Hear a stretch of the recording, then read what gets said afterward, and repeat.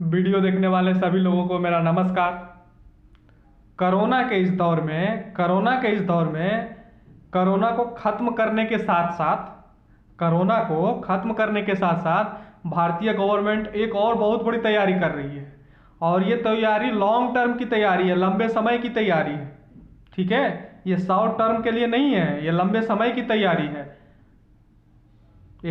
लंबे समय की तैयारी है और इसके लिए भारत के गवर्नमेंट ने बहुत सारे कदम उठाए हैं। इसके लिए भारत के गवर्नमेंट ने बहुत सारे कदम भी उठाए हैं और जो कि लॉन्ग टर्म में, लंबे समय में भारत को बहुत बड़ा फायदा पहुंचाएगा। और ये है क्या चीज़? भारतीय गवर्नमेंट पाक ऑक्युपाइड कश्मीर और गिलगिट बाल्टिस्तान मुजफ्फराबाद वाला जो एरिया है उसको कब्जा करने के लिए, कब्जा नहीं कि जो पाकिस्तान का कब्जा है उससे पाकिस्तान को खदेड़ भगाने के लिए भारतीय गवर्नमेंट बहुत बड़ी तैयारी कर रही है और हर एक मोर्चे पे ये तैयारी हो रही है। मैं सारी बातें इस वीडियो में बताऊंगा। इससे पहले अगर मेरा वीडियो आपको पसंद आए तो मेरे चैनल को सब्सक्राइब जरूर करिए और मेरे चैनल को शेयर भी करिए। सबसे पहले ये सब चीज़ें जानने से पहले कुछ हिस्ट्री के, इतिहास के पन्नों से भी कुछ देखा जाए। रियासत जम्मू एवं कश्मीर जो कि आज़ादी के समय हुआ करता था, उसमें कौन कौन पार्ट्स आते थे, उसमें अभी का कौन कौन पार्ट्स आते थे मैं वो बताता हूँ। एक आता था लद्दाख, एक आता था कश्मीर जो कि इंडिया के हाथ में है, जो इंडिया का अभिन्न अंग बन चुका है। और एक आता था पीओके, पाक ऑक्युपाइड कश्मीर, जिसको पाकिस्तान क्या बोलता है? आज़ाद कश्मीर। और गिलगिट बाल्टिस्तान और पाक ऑक्युपाइड कश्मीर किसके हाथ में पड़ता है? पाकिस्तान के हाथ में। इंडिया के पास क्या है? लद्दाख है और कश्मीर है। तो अब क्या हुआ? इंडियन कॉन्स्टिट्यूशन के अनुसार नहीं, भारत के संसद ने 1993 में ये बात बोली थी कि पीओके हमारा अभिन्न अंग है, पीओके भारत का अभिन्न अंग है। ऑब्वियसली है, जब हमारा कोई भी टेरिटरी या कोई भी भूभाग जब हमारा अभिन्न अंग है तो उस पर हमारी शासन होनी चाहिए, लेकिन पीओके पे भारत का शासन नहीं है। मैं इस पे नहीं जा रहा हूँ कि उस समय किस लीडर की गलती थी, किस लीडर के कारण पीओके पे हमारा शासन नहीं है। मैं इस पे कतई नहीं जा रहा हूँ, मैं दोषी भी नहीं ठहरा रहा हूँ। मैं अभी के संदर्भ में सारी चीज़ें आपको बताने जा रहा हूँ। उसके लिए कुछ भूमिका है, उस भूमिका को जस्ट मैं तैयार कर रहा हूँ। ठीक है, तो क्या हुआ कि सबसे पहले आप ये जानिए कि पीओके पे ऑब्वियसली है ना, ये क्वेश्चन आता है कि जो भूभाग हमारा है वो भूभाग पे हमारी शासन होनी चाहिए, लेकिन पीओके और गिलगिट बाल्टिस्तान वाला जो एरिया है उस पे हमारा शासन नहीं है, भारतीय गवर्नमेंट का शासन नहीं है। तो आप में से कुछ लोग खासकर, मैं उन गद्दारों को बारे में नहीं बोल रहा हूँ। भारत में बहुत सारे गद्दार बैठे हुए हैं और वामपंथी को भी मैं गद्दार ही मानता हूँ एक हिसाब से। जो उनका माइंडसेट है वो मेरे हिसाब से, हालांकि ये मेरी अपनी धारणा है, आप लोग की क्या धारणा है वो आप समझिए, मैं उनके बारे में ये बात नहीं बोल रहा हूँ। हम लोगों में से भी कुछ लोग हैं जो ये मानते हैं कि चलो एरिया है पाकिस्तान के पास तो रहने दो, उसके लिए क्यों खून खराबा करना। ऑब्वियसली है, उसके लिए क्यों खून खराबा करना। तो मैं उसके बारे में आपको बताता हूँ कि ये क्यों ज़रूरी है। ज़रूरी इसलिए है कि आप क्या है, सियाचिन आपने कब्जा किया है, भारत का अंग था, लेकिन सॉरी मुझे कब्जा करने वाला शब्द नहीं बोलना चाहिए था। कि जो पीओके है उसके इस बगल चाइना है, ट्रायंगल की तरह है। ठीक है, पीओके एक त्रिभुज के आकार की तरह है और इस बगल चाइना है, इस बगल पाकिस्तान है, इस बगल चाइना है, बीच में भारत जाके बैठ गया है। तो वहाँ चाइना और पाकिस्तान एक दूसरे से नहीं मिल पाता है, लेकिन चूंकि पीओके पे पाकिस्तान का कब्जा है उसके कारण चाइना का डायरेक्ट कांटेक्ट है पाकिस्तान के साथ। डायरेक्ट पाकिस्तान की जो पीओके वाली टेरिटरी है वो मिलती है जाके चाइना के साथ। तो जो अभी आप सोच रहे हैं जो चाइना बोलता, पाकिस्तान बोलता है, जो चाइना के साथ हमारी दोस्ती है, शहद से मीठी है, समुद्र से गहरी है, आकाश से ऊंची है, वो सारी जो ये सारी चीज़ें हैं वो सारी चीज़ें बकवास हो जाती, ये चीज़ें होती ही नहीं। ठीक है, और दोनों कभी एक दूसरे से मिलते नहीं। तो हमारा परमिशन होता दोनों को लैंड के रूट से जाने के लिए, हमारा परमिशन लेना पड़ता, हमारे बिना एक दूसरे से व्यापार नहीं कर सकते थे। ठीक है, ये सारी चीज़ें हैं। तो आप लोग समझिए कि क्यों पीओके जरूरी है। एक तो ये बात है, दूसरी ये बात है कि हमारा जो 1971 के मूवी में बोला गया था, बॉर्डर मूवी में, कि हमारी मातृभूमि है, भले ही बंजर हो, जैसे भी हो, बालू हो, वो अलग बात है, वो हमारी भूमि है। ठीक है, हमारे अंदर भी राष्ट्रवाद है, तो जो हमारी भूमि है उस पर तो हमारा कब्जा, हमारा शासन चलना ही चाहिए, ये भी बात है। और भी बहुत सारे रीजंस हैं। ठीक है, तो ये मैं कुछ जस्ट आपको बता रहा हूँ, जिससे कि चाइना पाकिस्तान से मिलता नहीं है, और पाकिस्तान की क्या हालात होते हो तो आप भी जानते हैं। और भी एक बहुत बड़ी बात है, अफगानिस्तान की सीमा भारत के साथ डायरेक्ट मिलती है, लेकिन कहाँ मिलती है? जम्मू एंड कश्मीर पे ऊपर वाला जो भाग है वहाँ जाके मिलती है। तो जिससे क्या होता है कि हमारा डायरेक्ट कनेक्शन होता है अफगानिस्तान से, अफगानिस्तान के साथ हम व्यापार कर रहे होते, और जब अफगानिस्तान के साथ व्यापार कर रहे होते, और अफगानिस्तान के अभी भी कर रहे हैं व्यापार, लेकिन वो डायरेक्ट लैंड रूट से होता, कितनी अच्छी बात होती। अगर अभी हम लैंड रूट से व्यापार करना चाहें तो हमें पाकिस्तान का परमिशन लेना पड़ता है, जो कि आजकल हो नहीं रहा है, या अब हम एक नया रूट तलाश रहे हैं ईरान के थ्रू, तो हम डायरेक्ट जाते हैं। हाँ, हमारा नया एक इम्पैक्ट होता, और चूंकि अफगानिस्तान के साथ हमारा रिलेशन अच्छा है, हम पाकिस्तान का बॉर्डर अफगानिस्तान के बॉर्डर पे लगता है, वहाँ भी पाकिस्तान पे दबाव डालते हैं, है ना। ये सारी चीज़ें जो डिप्लोमेसी में बहुत कारगर होती है। तो क्यों ज़रूरी है, इसके बारे में मैं आपको बताया। और अभी की सिचुएशन क्या है पीओके में, उसके बारे में मैं बताता हूँ। जो आज़ाद कश्मीर जो पाकिस्तान बोलता है, हम उसे पीओके बोलते हैं, पाक ऑक्युपाइड कश्मीर। और गिलगिट बाल्टिस्तान वाला जो एरिया है, वहाँ के युवा क्या करते हैं कि जब बड़े होते हैं तो पाकिस्तान के किसी दूसरे शहर में जाकर रेस्टोरेंट में काम कर रहे होते हैं, बैरा बने होते हैं, कहीं प्लेट धोते हैं, बर्तनें मांजते हैं, हाँ, घरों में जाके काम करते हैं, नौकरों वाला। ज़्यादातर 95% 99% यही काम करते हैं उनके जो है ना। लेकिन वो लोग तो हमारे अपने हैं, वो जाके वहाँ काम करते हैं, वहाँ के युवा।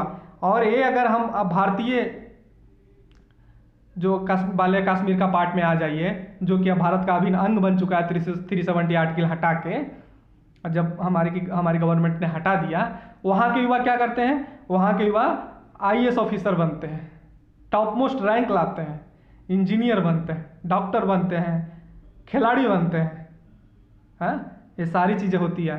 तो मैं कंपैरिजन बता रहा हूँ। और अभी जब कोरोना जब बड़े पैमाने पे फैला, तो वहाँ की गवर्नमेंट, वहाँ की आर्मी ने क्या किया, दूसरे पार्ट के जो लोग थे वहाँ के जो इसको कोरोना हो गया था, उसको डंप करना स्टार्ट कर दिया, लाके अपने पीओके वाले एरिया में, अपने जो आज़ाद कश्मीर बोलते थे उस एरिया में, हाँ। और कहा गया वहाँ सिर्फ 4 वेंटिलेटर है। वहाँ के लोगों ने विरोध किया इसकी बात का, वहाँ सिर्फ 4 वेंटिलेटर और गिने चुने स्कूल और कॉलेजेस हैं। मतलब कोई भी विकास के नाम पे चीज़ें नहीं है, और वहाँ के लोगों के प्रति उनका डायरेक्ट कोई कांटेक्ट भी नहीं है, ये सारी चीज़ें हो रही है वहाँ। तो वहाँ के युवा ये भी देख रहे हैं कि यही हाल इंडिया के वाले कश्मीर में है। वहाँ इंफ्रास्ट्रक्चर के नाम पे उतनी बड़ी बात तो नहीं है, लेकिन भारत ने बहुत बड़े बड़े प्रोजेक्ट वहाँ लॉन्च किए हैं, सड़कें बनवाई है, सुरंगें बनवाई है, स्कूल और कॉलेजेस खोला है, मेडिकल कॉलेजेस खुला है, एनआईटी खुला है, हाँ, ये सारी चीज़ें हुई है वहाँ, हाँ। तो वहाँ के लोग ये भी देखते हैं कि पीओके के लोग ये भी देखते हैं कि यहाँ के लोग आईएएस बन रहे हैं, डॉक्टर बन रहे हैं, इंजीनियर बन रहे हैं, ये सारी चीज़ें हो रही है। ठीक है, तो इससे क्या है कि वहाँ के भी लोग वहाँ के गवर्नमेंट के खिलाफ है, पीओके के भी लोग गवर्नमेंट के खिलाफ है, पाकिस्तानी गवर्नमेंट के खिलाफ है। डॉक्टर अयूब मिर्ज़ा ने जो कि वहाँ के पीओके के एक लीडर थे, उन्होंने ये बात खुल के बोली। उन्होंने ये बात खुल के बोली कि मोदी ने अच्छा काम किया है कोरोना के लिए। हाँ, और समय समय पे वहाँ का स्टूडेंट संगठन ये सारी मुद्दे लाते रहता है, हालांकि पाकिस्तान की आर्मी उसको दबा देता है, वो अलग बात है। मैं अभी सिचुएशन बोल रहा हूँ। अब आइए हाल फिलहाल में भारतीय लोगों ने क्या किया है और कैसे हम ये कह सकते हैं कि भारत पीओके को अपना अधिकार में लाने जा रहा है। जब हमारे अभी के आर्मी चीफ नरवणे जी ने ये बात बोली थी कि चूंकि हमारी संसद ने ये करारदाद पास कर दी है, हाँ, ये एक बिल जो है था ना, अपनी संवेदना और अपना जो है ना, हमारे संसद ने पास किया था कि कश्मीर हमारा अभिन्न अंग है और इससे हम लेके रहेंगे। तो वो बोले कि अगर हमारे सरकार बोलती है तो हम इस पर कब्जा करेंगे, हम इस पर अपना अधिकार करेंगे इस एरिया पे, हमारी आर्मी इसके लिए तैयार है। ध्यान दीजिए, मैं बिपिन रावत की बात नहीं बोला, लोग बोलते वो तो बोलते रहता था। जो हमारे अभी के डिफेंस स्टाफ है उन्होंने कई बार ये बातें बोली थी। पहली चीज़ हुई। दूसरी चीज़ें की हुई है हाल फिलहाल में, पाकिस्तान के जो पाक ऑक्युपाइड एरिया है जो आज़ाद कश्मीर बोलता है, वहाँ वो प्रधानमंत्री एक पोस्ट बनाता है।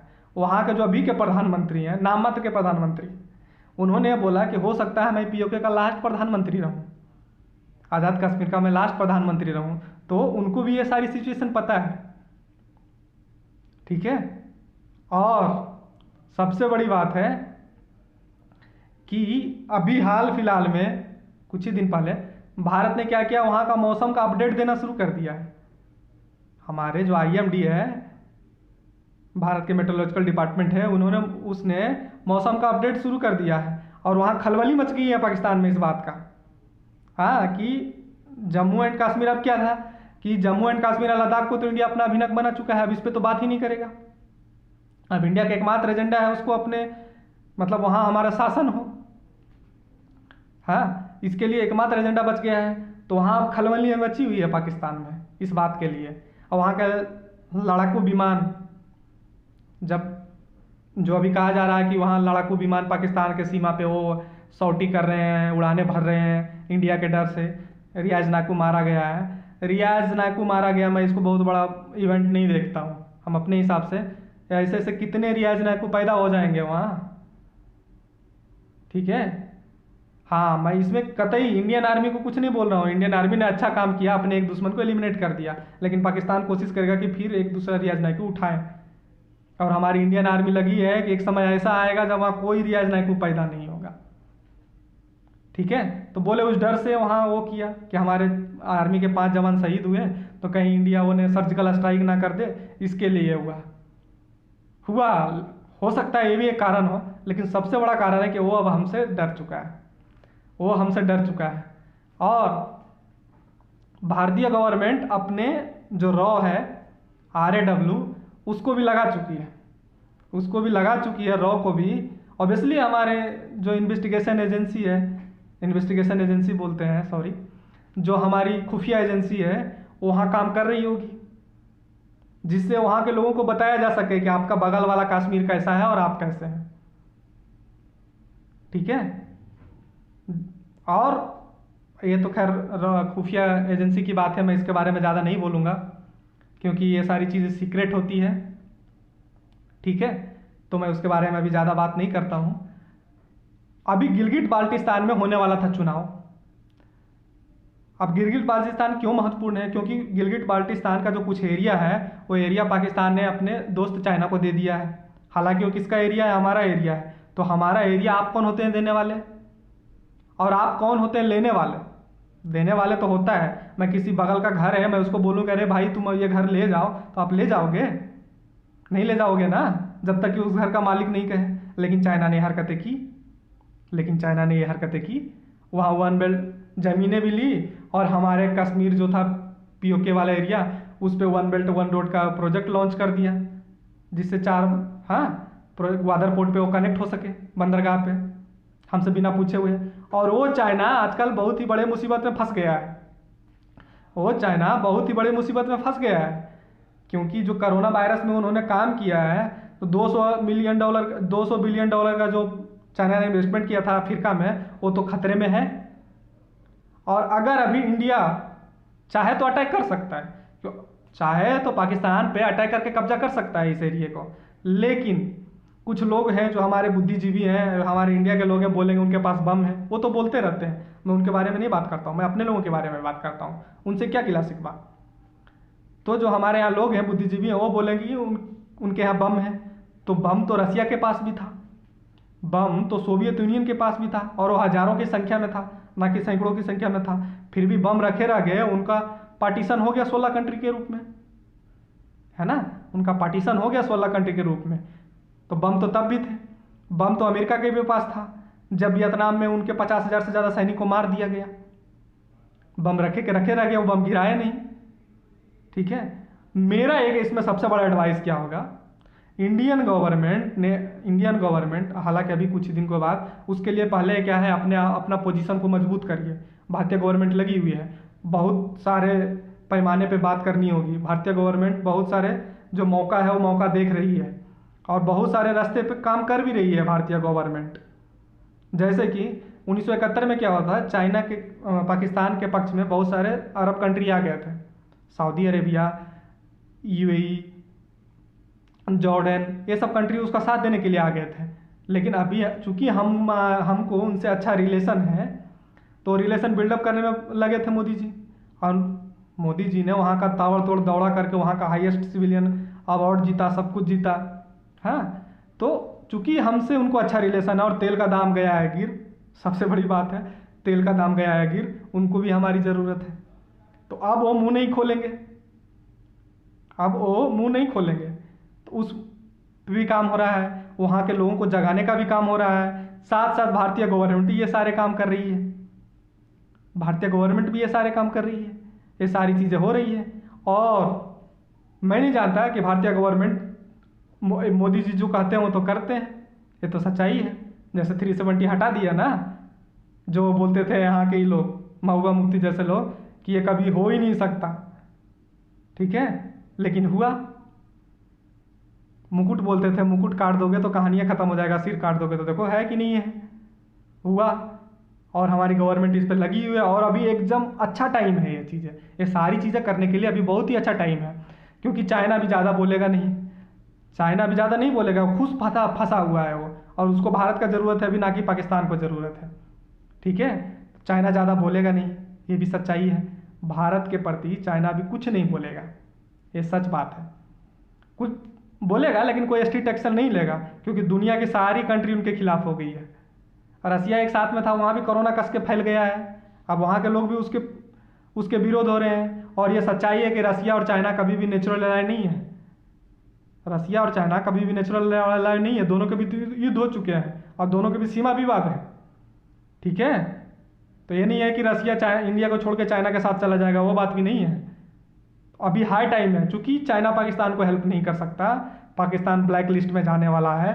और एक और सबसे बड़ी बात है, पाकिस्तान क्या होने वाला है, ख़त्म होने वाला है, उसकी अर्थव्यवस्था लगभग ख़त्म हो चुकी है, और आग में घी डाल दिया है कोरोना वायरस ने, आग में घी डाल दिया है कोरोना वायरस ने।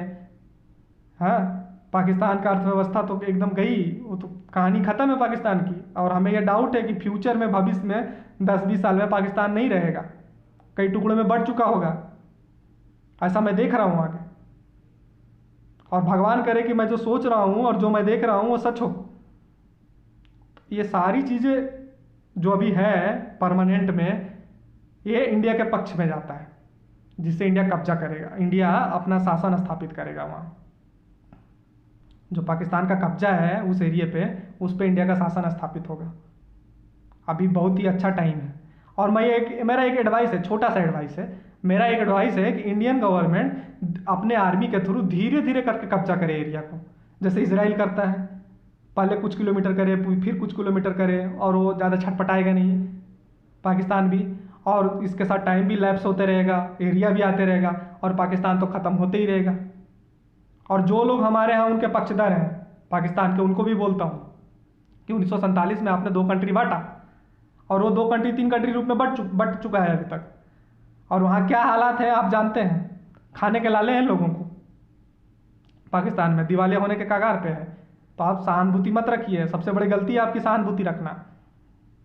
ठीक है, ये सारी चीज़ें हो रही है, मैंने सोचा कि ये सिचुएशन आपको बता दी जाए कि कोरोना के साथ साथ भारत में ये सारी चीज़ें भी हो रही है। ठीक है, अभी तक आप मेरा वीडियो देख रहे हैं तो बहुत बहुत धन्यवाद, और आप मेरे चैनल को सब्सक्राइब ज़रूर करिए, मेरे चैनल को शेयर भी करिए। Thank you my friend, thank you, bye bye.